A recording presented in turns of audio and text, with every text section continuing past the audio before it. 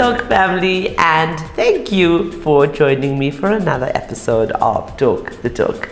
I'm your host, I'm disciplinary, and joining me today is Inge Labuschagne, and she's the head of legal at STRYDE Consulting. Inge is joining us today to give our viewers some advice and information on disciplinary hearings. Now, we often get these inquiries about legal, associated matters, and unfortunately, I am not a lawyer, I am a journalist, but I do, and luckily we have partnered with wonderful people at STRYDE that assists our people and people of our network with these type of questions. Inge, as a person, she is absolutely wonderful. I've been working with her for the past year now. She is the kind of woman who is sure of herself and takes matters into her own hands without pausing to care about what other people think of her. As long as justice is served, her work is done. So without further ado, let's welcome Inge. And as always, this interview is proudly brought to you by STRYDE Solutions, MFC and Evo by Nedbank.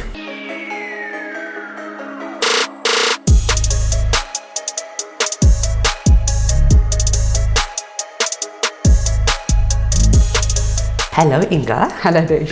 Okay, so disciplinary hearings. Now, I had a few of these encounters, not for myself, but with the network that I'm working with, and I don't know where to begin. So you're here to tell us, how does a disciplinary hearing work?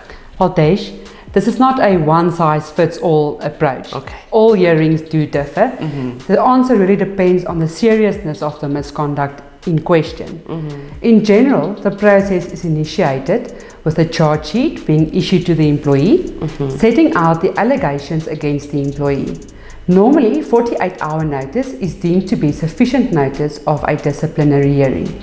The hearing should be chaired by an impartial party, and the purpose of the hearing is to allow both the employer as well as the employee the opportunity to state their case before a decision is taken. Once the chairperson considered all the evidence presented by both parties, a decision is taken on whether the employee is guilty or not. If the employee is found guilty of the allegations against him or her, the chairperson will allow for mitigating and aggravating circumstances to be submitted by the parties, and only thereafter can a sanction be recommended to the employer. The chairperson, if it is an external party, can never make a final decision. We can only make a recommendation to the employer, which must be considered. The employer must then make a decision on whether to follow the recommendation or not, and communicate the decision to the employee. So, Inge, is misconduct treated the same as incapacity due to poor work performance? I don't even know if I'm asking that question You are correctly. Okay. You are correct, Desh. And many employers fall into this pitfall of treating them the same. Poor performance is dealt with in a separate process whereby the employees are afforded the opportunity to improve and share reasons for the poor work performance. If the poor performance continues, despite attempts by the employer to correct the performance, a final hearing can be held. With misconduct, the employee is normally served with a sanction as punishment to either dismiss the employee for serious misconduct or correct behavior for less serious misconduct. With poor work performance, there is a plan to develop and assist the employee to improve their performance. With misconduct, the sanction is aimed at punishment. Okay. So, Inge, how many disciplinary hearings need to be conducted? There's once again not a one-size-fits-all. It all depends on the nature of the offence. For serious offences, we would normally have one hearing, and dismissal would most probably be the sanction that would be recommended. The Code of Good Practice makes reference to progressive discipline, but progressive discipline requires that the employee accepting responsibility for the misconduct and a willingness to correct the misconduct going forward. So if that happens, we would only have one hearing.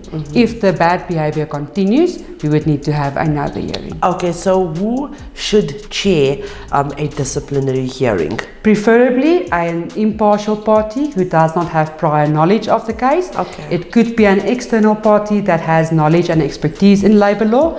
It doesn't need to be an external party.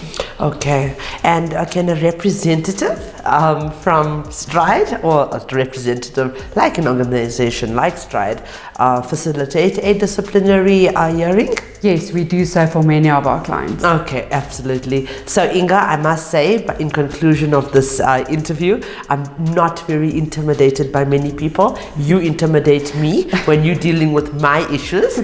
But thank you for that. I did say off air that you are definitely a force to be reckoned with in terms of female empowerment in your industry. I know that you go to court, right? Yes. And you like fight. You really do fight better than a man would fight.